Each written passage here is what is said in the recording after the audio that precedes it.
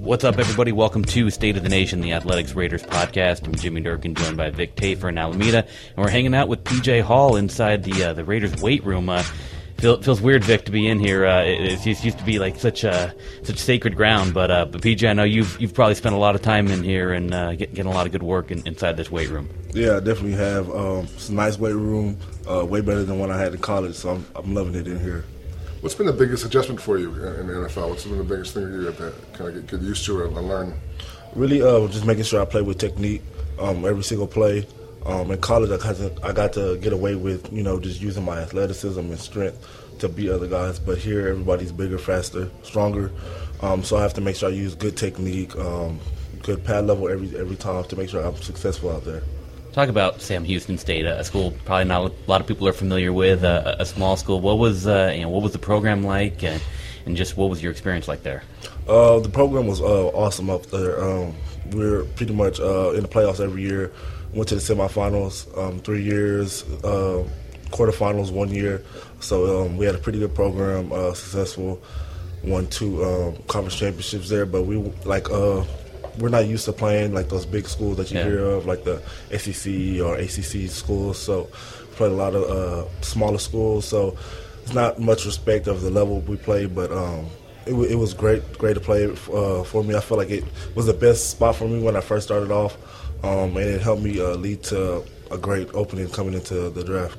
You were the highest drafted player not invited to the Combine. Mm-hmm. How much did that fuel your fire back then when the Combine happened and you weren't going, and how much pride did you take in that fact that you were the highest pick that didn't go to the Combine? When I found out I wasn't going to the Combine, it fueled me a lot. I didn't really know why, but I just used it as motivation. I was able to get extra time preparing for the Combine. For the Pro Day. Had an awesome Pro Day, so I just kept using that fuel, kept working hard, going into my Pro Day, my private workouts with different teams, and it all paid off eventually. You talked about that Sam Houston State didn't play a lot of the bigger programs, but I think there was one that you played against, Texas Tech, and a quarterback that has kind of taken the league by storm, huh? You played against Patrick Mahomes back in college. What was that like? Yeah, that was his first game starting to. We played against him. He was good. He had a real great arm. The ball was coming out quick, hard too. He was a great athlete too. So I see what he's doing now, and I'm not surprised. He was doing the same thing in college.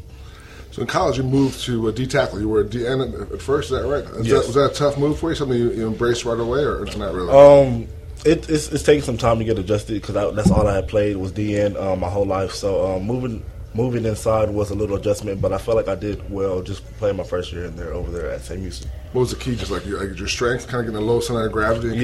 Yeah, basically my strength and my athleticism helped too because most guards, especially in the FCS division, they're not as quick. So I used to be able just to run around a lot of them and just do whatever to get around them. The guards are probably better now. Yeah, definitely they're way better. More technique and everything, bigger.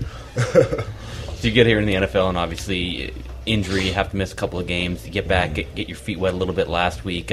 Was that tough to, okay, man, I've achieved my dream. I'm here in the NFL, and then, man, I got to sit back a little bit. Yeah, it's definitely frustrating, especially me. I've never been hurt, never had to miss games for any injury in college. So it is frustrating because you want to be out there. That's why we play the game, is just to go out there and just show all your emotion and stuff. It's an emotional game. But I actually, sat there. It kind of helped me sitting out a lot. Got to see how things are, see what other people are doing right, what they're doing wrong, and I feel like it's going to help me come forward to the next game. I know back at camp, Warren Sapp was there and talked to you guys a little about what tips did Warren give you, and how cool is that to kind of pick his brain a little bit? Some of the tips that he gave us, just make sure we have a plan, especially on pass rush. Don't just go out there and just try to just rush. Make sure you have a plan, execute the plan, and if the plan doesn't work, make sure you have a counter to it so you can always have something to work on. So hearing that from one of the greatest that's out there doing it and was real successful doing it, it helps a lot. You look at this team, and a lot of people talk about it's a veteran team. It's the oldest team in the league, but when you guys go out there Sunday in L.A., you're going to have 2 starting tackles that are both from this draft class, and Colton Miller and Brandon Parker, and they're going to have yourself, Maurice Hurst, and Arden Key, 3 guys from this draft class that maybe not all start, but are going to be in that defensive line rotation. Does this draft class feel like, okay, hey, this may be a veteran team, but we are the next wave here, and do you guys feel a close connection because of that? Yeah, we definitely feel that. And also head coach told us that whenever we first came here, like we're the next wave. It's their first draft class, so we know they want to mold us in the right way. So we've been making sure we just work hard and listen to the vets too, because the vets know a lot. But also make sure we work hard, make sure we're not afraid to also lead the team in the right way, because we're going to be the people that are here too. When you see Mo Hurst get a strip sack, he's got a couple sacks already. What is that like when you're watching your fellow rookie be able to make plays? It's great seeing somebody, especially a rookie, make plays like that. It motivates you, motivates all of us to make plays. We're all competitive. We all want to do what it takes to help the team win. So it's great seeing him be successful out there. Having those three guys come in together, you, Arden, and Mo, how much has that helped? And did you guys click right away when you first? Yeah, we definitely clicked right away. We hung out a lot. We're always together. So I felt like we're starting to build our chemistry, starting to learn how to play together also, because we're usually all out there on third down. So we're starting to get it. Pretty cool. I mean, Mo's got a sense of humor, and Arden's got some confidence. I mean, Yeah. You guys keep each other in check a little bit? Yeah, we definitely do. They're all fun guys, real funny characters, so I feel like we mesh together. We know Mo's got the belly rub as his sack dance. Do you have something in mind yet? Do you have something ready? I don't really have anything ready, so we'll just see. It's just a spot of the moment, whatever happens. Just emotion, just let the emotion out, right? Definitely. So when he does his, do you also do it also? I saw like Markel Lee did his when Mo got his sack the other day. Is that all you guys going to rub your bellies? I mean, we might have to start that. We have to make that a little motion right there. I talked to your mom. We became friends on Twitter, and she was telling me about, I guess at one point, both in high school and college, you actually almost quit. You almost quit the sport. Is that something you want to talk about, or something you should have told me? Yeah. Oh, well, I know in high school, what happened was, I think it was my freshman year. I was getting ready to play linebacker, and then coach was like, "No, you're playing D-line." I was like, "No," because that's what I've been playing. I played linebacker like in Pee Wee, middle school, and stuff like that. And then the coach wasn't having it. He was like, "If you don't want to play, you can leave." So I was like, "Okay, I'll leave." And then so it was just a bigger argument, kind of like we talked about it. It's basically like we had to do what's best for the team and not just for myself, what I thought I was the best at. So after that, we got that settled. Then in college, I had got redshirted when I was first there. And when I got there, I kind of knew I was better than, because it was three of us that were playing DN, and I felt like I was better than two of them that were playing in front of me. So I was real frustrated. And being redshirted, it's a frustrating thing. You want to play. So I was kind of down, going through camp and all that stuff. So emotions were all over the place. So I was talking to my mom about it. I was like, "Man, I don't know if this is for me, blah, blah, blah, blah." And then she was like, "You know what, just keep going, keep your head straight, make sure you just finish it out and see how things go." So I finished it out. Next season came along, started everything, had a real good season, and I just kept going from there. My mama's the best. Here's all the moms out there. Yeah, definitely.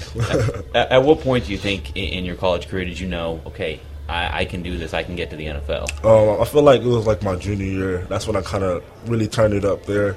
Had an amazing year. Was All-American. Put up real good numbers there, and that's when I felt like I think I have a chance to actually play in the NFL. Even though I'm coming from Sam Houston, I definitely have an opportunity to play. Your first time in California? Yes. How you liking it? Love it. The weather's nice. Everything's nice.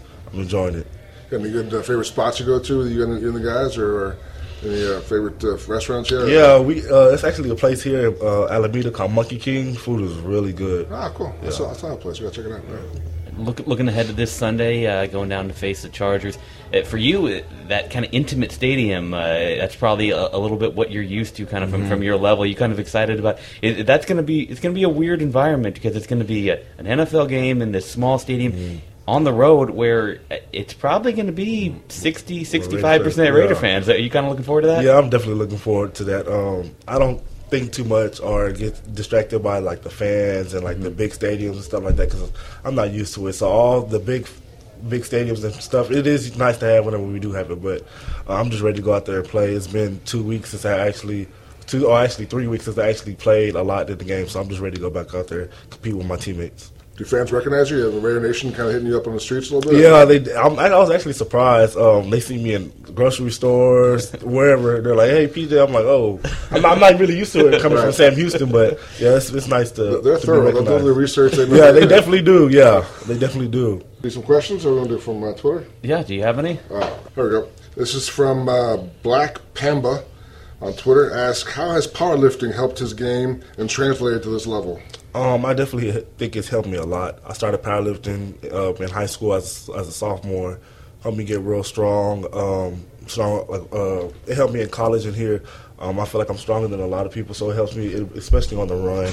I'm real stout. I can maybe able to punch strong too, so it's really helped me a lot.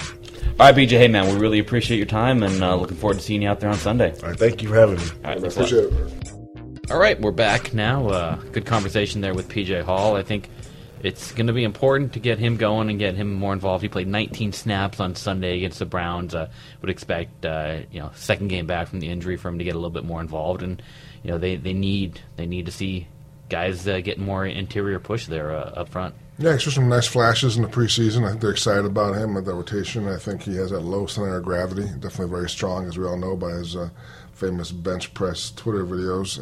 But I think he's a good piece. I think definitely did a nice job in terms of the young guys they got up front. So they need it this weekend. The Chargers definitely are no joke offensively, so they're going to need all the pressure they can get.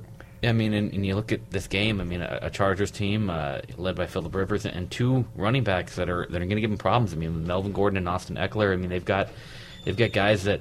I mean, we're going to talk about how they need to get after the passer and they need to get home with sacks, but they got to show that they can kind of shut down a really good running back duo. Yeah, it's going to be tough. I mean, the defense made plays last week and still gave up 42 points. So, I mean, they did a lot of things right, but still a lot of areas of concern. I know everyone talks about the pass rush and the secondary's been kind of hit and miss, but to me, the linebackers kind of get glazed over. But I'm not sure these linebackers are really answering the bell. I think they're definitely a big question mark still. And as you mentioned, these running backs for the Chargers are both very, very dangerous in space. And if you look back at the Raiders' problems historically, it's always about those receivers, those running backs catching balls and the tight ends. I think that could be a problem this weekend also. I mean, the Raiders are giving up 6.8 yards per play. The only team worse in the NFL is the Tampa Bay Buccaneers. They're giving up 402 yards a game. And,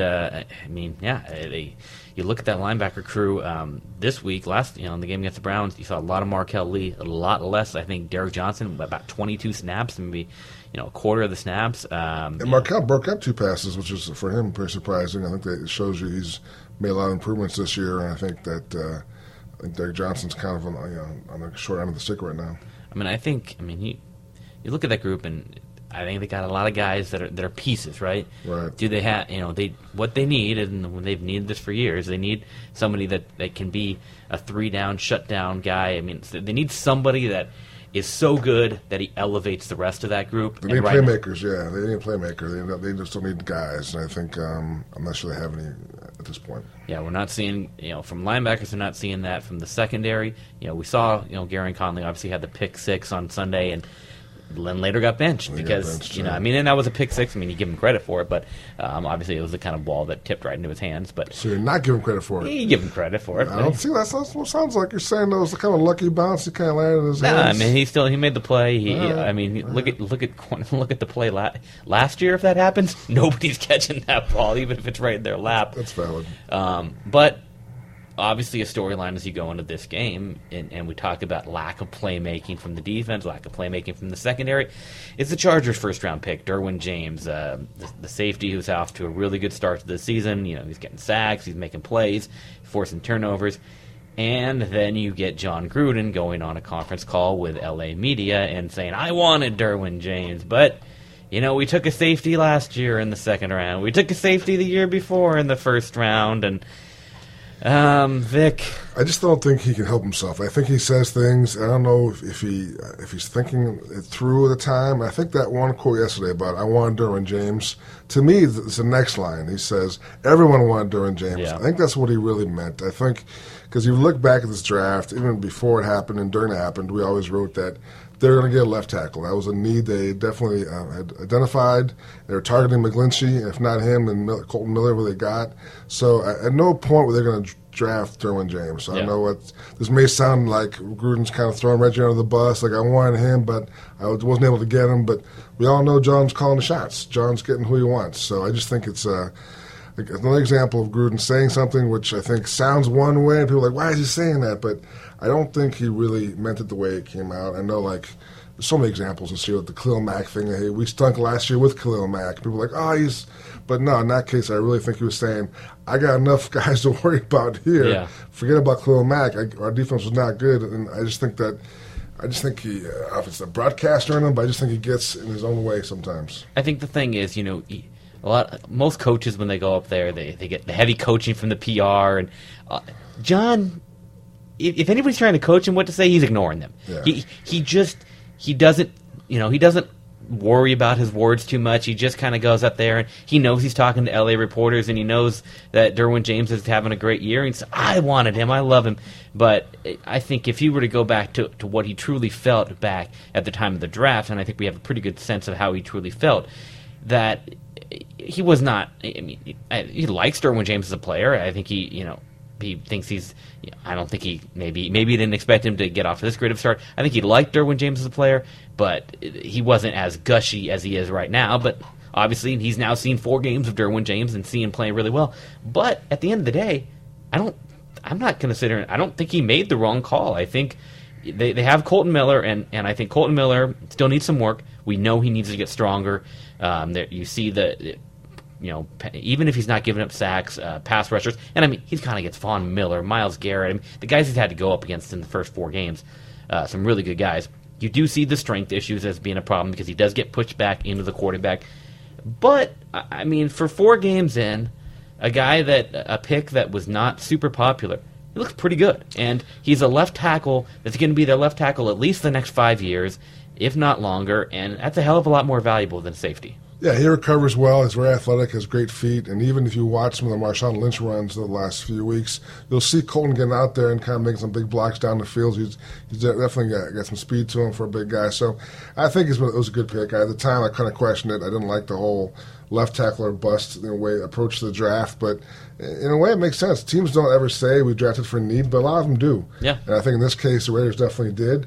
And I think Gruden's never going to come out and say I was taking left tackle no matter what. Even he realized that doesn't sound good. Yeah. So I think he kind of dances around other things. I know this is the way this sounds with Derwin James, but they weren't taking Derwin James. It wasn't going to happen, and that was John's edict as much as it was anybody else's here. So I just think that it's a great soundbite. People are going to react however they want to all his sound bites. That's what he does. But I don't think he was by any means demeaning Colton Miller's effectiveness or the pick. Again, Colton Miller, he's talked about Colton Miller like glowingly for months now. So I think that's not the issue there. So it's just another one of Gruden's quotes, which I think he says things that you just can't analyze them too much and try to find a hidden meaning because I'm not sure it's there. Exactly. I mean, and you look at that draft now. I mean, it's starting to look.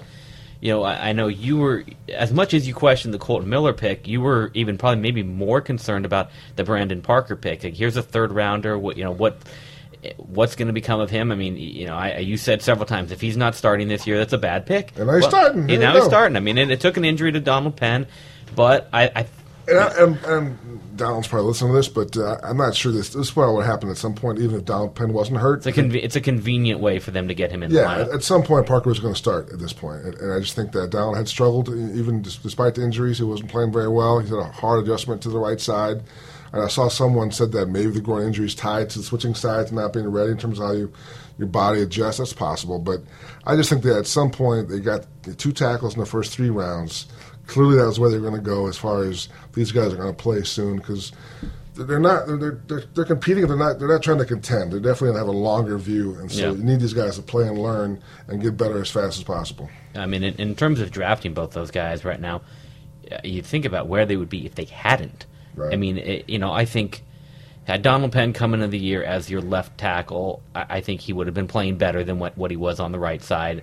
But you don't know you don't know about the injuries. Would the injuries still have popped up? And let's say you had just been banking on him as your left tackle, and I mean, where are you at the tackle position if you don't have both those guys? So right now, it was a move we weren't sure about. I mean, this is why evaluating a draft and criticizing a draft right after doesn't make a ton of sense because, I mean, a few months down the road, all of a sudden you've got 2 rookies starting at tackle. And I mean, we got to see how they're going to do. I mean, they've Brandon Parker looked okay in his first extended run out there, and we'll see now that he's going to get this opportunity at least for the next 8 weeks to start. And obviously, I mean, if Donald comes back off IR and Brandon Parker's playing well, I think we know how that's going to go. But I mean, the fact that they may have in the first 3 rounds grabbed their 2 starting tackles for the next 5 years. That's good value. Yeah, Parker's got a similar skill set to Miller. He's very long, athletic. I think he saw some run plays. He can also get out there in space. And I thought it was funny how he said that Marshawn Lynch told him at one point, man, get out of my way. Yeah. I'm going to run your ass over. Like, just in a nice way, kind of like, always be aware of where I'm at, where you're at, because, otherwise I am going to have my cleats up your back. So like, just kind of a little lesson for a young guy to learn. All right. Well, you got a chance to talk with, not really sit down, but lean against a wall with Bruce Irvin on Wednesday. And the first time, I know he's been not wanting to talk about the Khalil Mack trade, and understandably. I mean, it's a trade that a lot of people kind of want to move on from. But you did talk briefly with him about losing his fellow pass rusher. Yeah, I think it was tough. Obviously, the shock of it happening and getting no players back for it right before the season starts. Then you lose again. And so at that point, you really don't want to talk about it because Mack's going crazy on TV every week and your team can't get a sack. But the win definitely helped him kind of, I guess exile is what I think the phrase I use in the story. He's definitely in a better place now. We talked about it. And, it was hard. He definitely was surprised by it, took it personally. It's so hard to lose that key piece to your defense, a guy you kind of built around, and he's gone. But he said it made sense as far as the business side. He talked to the young guys. Him and Frosty Rucker kind of tried to explain to them how sometimes you got to look at that big picture, and that Mack didn't get the money he wanted here, but he got it somewhere else. So the way he explained it was that John Gruden kind of set the thing up financially for years to come. That you didn't handicap yourself in terms of paying him more than you wanted to pay him. So I think he was able to get around it himself logically and also pass it on to the younger players. So I think it obviously he misses them both personally and professionally. Having the guy in the field that good definitely helps you out in terms of what you can do. But I think he's processed it. He's moved on. I think he's in a better place. He almost had 2 sacks last week. He's just missed 1. So I think for Raider fans, hoping he can kind of build off that and kind of get going here.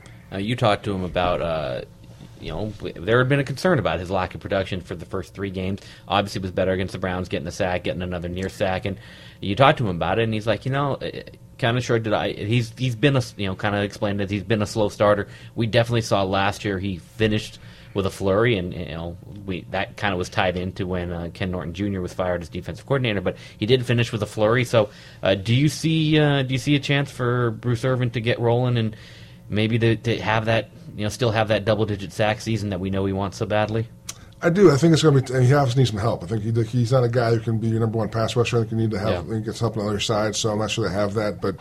I also think that in terms of his role, he's not playing very much anymore. He's playing almost half a game, sometimes less than half a game. Yeah. I'm not sure he knows why. I think he kind of danced around it yesterday a little bit. I think no one's really explained to him what they're seeing as far as him not being on the field the first and second down. So I think at some point, if the defense still struggles, then the question should be asked, why isn't he out there? I mean, you've tried it a different way, and it's not working. Maybe he can make some plays. I remember last year, I can't remember, it was 2 years ago, when he kind of took on Travis Kelce, kind of knocked him around a little bit off the line of scrimmage. That was last year, yeah. It was last year. So he's a big part of the game plan and not involving the sacks, not involving the pressure. So I think there's ways, he's athletic enough and kind of a physical enough guy. I think you can find a use for him in different ways. So we'll give Gunther a little bit more rope and see what his plans are. But I think at some point, if the defense keeps struggling, they'll have to come back and, hey, why isn't he playing more? This is not working. Yeah, because if you're saving up his energy, well, what are you saving up his energy for? I mean, he's a guy that is used to. I mean, we know him and Khalil Mack.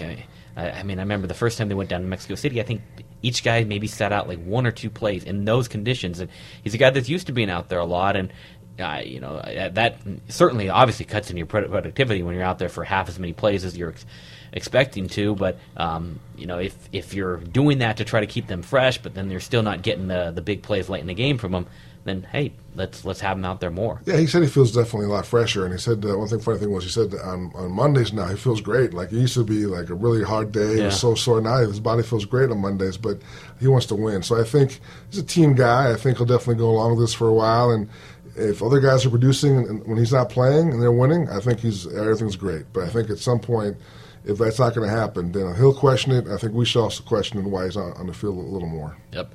All right, well, in addition to the defense this week is the return of Darryl Worley, was suspended for the first 4 games, and I know John Gruden said Wednesday that not sure of his status for this week, but I think we would fairly expect that they'll get him up to speed, maybe not start him, but should get him into that cornerback rotation, and that'll be good for that group because I think they need another playmaker. Yeah, before the suspension, I think he was their favorite guy. I think he was their number 1 cornerback in the coaching staff's mind. So I think that will clearly, like you said, it might take a little bit to get back to that point, but I think before long, he'll be the number 1 guy again. I just think talking to him on Wednesday, when you talk to these guys after off suspension or the first time back in the locker room, you don't expect much. You kind of put your tape recorder out there, and you kind of shoot the stuff, and you kind of don't think there's going to be anything said that's too interesting. But he kind of caught me off guard when we asked him what he saw from the defense the first few weeks he was watching. And most guys will say, yeah, we're trying hard, everyone's da-da-da. But he's like, you know what? I wasn't really loving our effort. I think we're not flying around enough. And I was like, wow. That's... Yeah, for a guy that's been having to sit on his couch the first 4 weeks. Yeah, I mean, if you're his teammate, you're like, wow, where'd that come from? So, I mean, I like it, though. And he's not like a guy that was on this team before that has built up a lot of equity with these guys. No, exactly. I mean, most of the guys don't know who he is. Like, I mean, if you talk to him in training camp, and he disappeared for a while. But I like it. I mean, if he's honest, so if that's what he saw, that's what he saw. So I think that now the onus is on him to kind of fly around, make some plays, and kind of get these guys where he thinks they should be. So I liked it. I like when guys are honest. I think he has to back it up now. All right, let's take some questions now. We're head over to Twitter. SOTN Mail is always State of the Nation Mail, and we got a few in here. A lot of people replied to your request for PJ Hall questions with questions that weren't exactly for PJ. So we'll address PJ, them. Why is Doug Martin playing so much? Why does John Gruden like Doug Martin so much, PJ? I know he's going to check his mentions and see what the hell. All right, so from Kobo's, do you see Bruce Irvin on this team in 2019? Wow, that's a good question. To be determined, right? Yeah, it's hard for me to say right now. You can't really. I mean, is he the guy who was this past week, or is he the guy who was the first 3 weeks? So I think his salary is such that it makes sense he could be here next year if he's actually making plays and part of the defense. But you got to wonder if they cut him, his playing back his time back this much already. Maybe he's not the guy they thought he was. So I think it's a huge question mark. We can't answer that question right now. Yeah, I mean, no guaranteed money for him going into next year. They can cut ties with him very easily if they want. But I think he's getting about $9 million, $8.5, $9 million. If he's a pass rushing threat for you, that's a pretty good deal. Yeah, but if he gets 10 sacks, I mean, it's hard to find 10 sacks for that kind of money in the market. So I think it comes down to that. If he's the guy they thought he was in training camp, then yeah. If he's the guy he's been the first 3 weeks, then probably not. Yep. All right, from Pork Chop, we always love questions from Pork Chop. Who does Worley steal snaps from? Conley, Melvin, Hall. You kind of addressed that after the game on Sunday. Who do you think? I think it'll be Conley, but I think probably all of them. But I think Conley definitely is the guy they're not totally sold on. I think you saw that by him getting benched at the end of the game. He had the pick six, like you mentioned, but I think he misses enough plays. He's not a good tackler, which I think has been alarming for a lot of people here on the new staff. His tackling has really been suspect. So they're high. I mean, Melvin overcame a lot because the system kind of handcuffed him at first as far as the techniques with the hand usage and stuff. But he's definitely worked hard in that. He seems to be their biggest playmaker type, the guy who's actually made a big pass breakup the other day, and a guy who has a nose for the ball. So they like him. They're trying to get Cromartie in more. They like his experience and what he brings to physicality-wise. So I think he'll be getting more snaps. So based on all that, I think that Conley's the guy. Yep. All right. Second question from Pork Chop. When will we see Nick Nelson on the field? It's a great question. They want to. They like Nick Nelson. They definitely he's impressed the coaching staff a lot.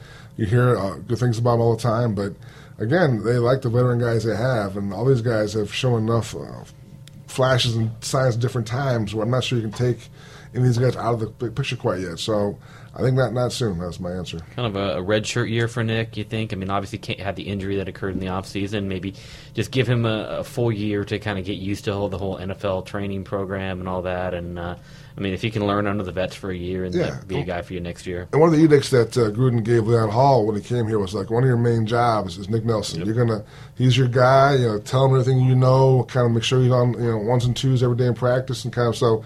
Leon Hall's a consummate pro and has played well. I mean, I had that really bad missed tackle last week, but he's played well for the most part. So I think that's good. If you're a young guy and you can learn from a guy like Leon Hall for a whole year, I think you're in good shape. All right. Question here from Quan. Odds of a run over these next 7 games with a soft spot in the schedule? It really is a soft spot. I'm talking about today. It lines up nicely. I just don't know. Like, the defense really concerns me. I mean, I haven't seen anything. Last week they made some plays, but they still give up a lot of big plays. And the Browns, to me, are not that good. So I just think this week is another big test for them. I think we'll know a lot more just if their defense is at all close to turning the corner or improving, because the Chargers are pretty loaded. And I just think that so I do think it's a soft spot in the schedule, but I'm not sure your defense can take advantage of it. Yeah, I mean, if you're ever going to go on a run, I mean, this is when, you have the Browns. Chargers are pretty good. You go to London for the Seahawks. I think Seattle's a fraud, so I think Seattle's not very good. And you have the Colts next right after that. And then the Niners. The Niners are, don't have Jimmy G. So all winnable games. The problem with the Raiders is they're all losable games also. You can't, I mean, they're not good enough where you can really predict a win. And I mean, their offense is definitely getting better and a lot of weapons. They should be able to score points on any of those teams, but I just don't know if they'll be able to score enough points. Definitely. All right, from Bishop, will Marshawn Lynch get 20-plus touches this week? And why is Doug Martin spelling him instead of Jalen Richard? I think Lynch is getting more touches every week. I think that he's shown he can handle it, and they're just loving the way he's run the ball so well. You have to give him the ball more often. And people love to ask about Doug Martin, but, I mean, John Gruden loves Doug Martin. And I think if you saw the game against Miami, I think he had 5 carries for like 49 yards. He had 2 nice runs back to back in the fourth quarter. So that's the guy Gruden sees. I know everyone else sees everything else he's done in the preseason, but that's the guy that Gruden sees. So he wants that guy to be involved. I don't think he thinks Jalen Richard has that kind of tackle breaking ability inside the tackles, and I think Jalen's more. Gruden likes. He likes him as a pass catcher. Exactly, that's his role. He's the guy, the satellite guy. The guy's going to kind of set the defense based on where he lines up and catch passes out of the backfield. So I think Jalen's got a pretty clear role, and right now it's behind Doug Martin. And I think we should be clear about when we answer this question. We're not necessarily saying that Gruden's right or defending the decision that. Right. So we're not necessarily saying, we agree that Doug Martin should be out there more than Richard. That's just simple reality. I mean, John Gruden and this coaching staff loves Doug Martin, and they're going to keep going with him until they have a reason to change their mind. And it's their team, it's their decision, and that's what they're going to do. Yeah, some things that John says you can analyze. Maybe he's not telling the whole truth, but Doug Martin from day one, he's been pretty clear, and it's been pretty obvious. And just to watch how they interact and just the practices and the things they have planned for him. Like I think John last week said, at some point they get to 2 halfbacks. There's a lot of things they want to do with both guys on the field, Marshawn and Doug Martin. So Raider fans will love that. So that's yet to come. So I just think Doug Martin will have a bigger role coming up as opposed to a smaller role. All right, final question here from Terry Heiser, and we talked about this a little bit with PJ. Do you expect a Raider Nation takeover in L.A. this weekend? Yeah, you always do. I mean, last year, Chargers got booed in that game last year. Chargers fans come out in the field and they got booed. But, I mean, which is it's got to be jarring if you come out. I mean, it's. And then were the Raiders getting booed by the end of it? Yeah, the Raiders didn't play very well in that game. But, Raider fans come out big time. And it's so hard for the Chargers because L.A., no one cares about them yet in L.A. I'm not sure if they ever will. But at this point, Charger fans from San Diego aren't really coming up. They're not making the drive up. L.A. fans are probably on the Rams bandwagon now more than the Chargers bandwagon. They should, yeah. So I just think it's a really hard spot for those players there. And I know when they come out there and when they see the Raider Nation and booing them and cheering on the Raiders, that's got to be hard. And it kind of takes away the home field advantage, definitely, and especially in that soccer stadium. But Raider Nation will definitely dominate on Sunday. So don't know if the team will. Yeah, I mean, it makes sense. It really, it was when they decided they were going to play there at StubHub Center. You kind of why it's so tiny, but considering what their fan base probably is right now, it probably makes the most sense that they. It's 27,000, something like that. Yeah, it's a beautiful soccer stadium. Yeah, that's what I'll say. I remember covering high school state football championship games down there, and it was great venue for that. I'm going down there this weekend. You were down there last year. I mean, to see a football game, to see an NFL game in that close, intimate setting, it's kind of cool. It's great sightlines. If you can get a ticket, you definitely have a great view. It just feels weird. It doesn't feel like an NFL game. It feels like you're just kind of at a preseason game or like a scrimmage. It has a weird vibe to it. And last year, of course, is when Mark Davis told Jack they were going to go, hey, man, go fire yourself. Go fire yourself, man, which I thought was brutal. But the Raider fans don't want to hear about that right now, so we'll move on. All right.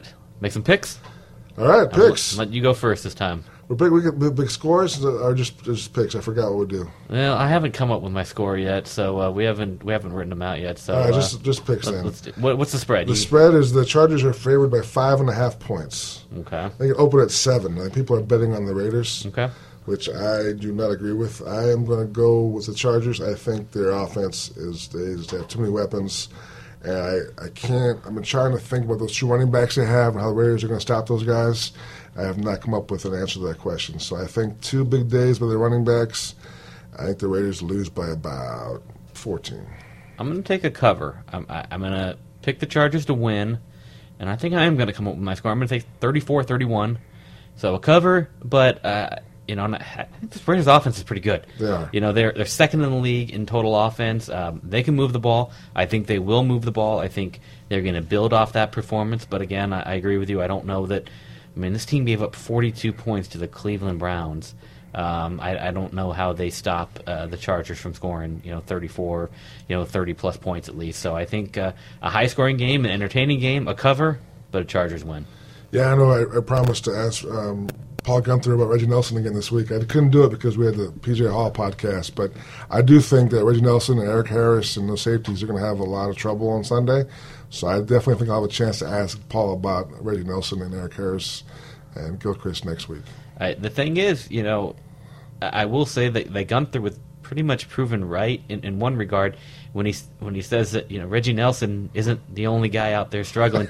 I mean, if you're talking about who do you replace him with, you saw what Eric Harris did, and I think Harris definitely had a worse game than Reggie Nelson. He did, no question. Yeah, I mean, so I think Gunther said, "Hey man, I have other problems. He's not by far not the worst guy on my defense. I have other things," and it's true. I mean, Reggie Nelson gets a lot of the blame and finger pointing.